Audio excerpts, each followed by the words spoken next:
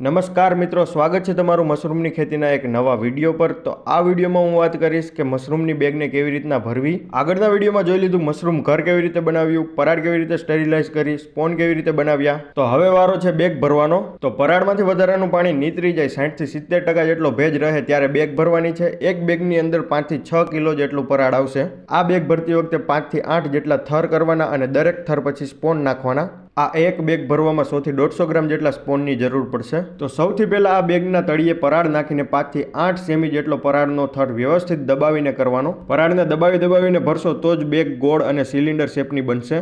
આ બેગના નીચેના બંને ખૂણે રબર બાંધી દેવાનું છે, જેનાથી બેગ ગોળ અને સિલિન્ડર શેપમાં રહે। જો બેગ ટાઈટ ભરાશે તો જ આગળ જતા પ્લાસ્ટિક હટાવવાનું થશે, ત્યારે બધી વસ્તુ અલગ નહીં પડે। મશરૂમના સ્પોન બેગની અંદર પ્લાસ્ટિકને અડીને 3 થી 4 સેન્ટીમીટરનો જે ગોળ ભાગ છે તેમાં જ નાખવાના। જો વચારે સ્પોન નાખશો તો એટલા વધુ જોશે અને ઉપયોગમાં પણ નહીં આવે। પછી ફરીથી પરાળ નાખી દબાવીને લેયર કરી દેવાનું અને ત્યારબાદ ફરીથી સ્પોન નાખવાના। આ રીતના 5 થી 6 જેટલા લેયર બનાવી દેવાના। છેલ્લે સૌથી ઉપર પરાળ રહે એ રીતે બેગ ભરાઈ જાય પછી બેગને ટાઈટ કરી રબર કે દોરી વડે તેનું મોઢું બાંધી દેવાનું। પછી ચારે બાજુ ટાંકણી વડે 20 થી 25 જેટલા ઝીણા કાણા કરી દેવાના, જેનાથી હવાની અવરજવર થઈ શકે।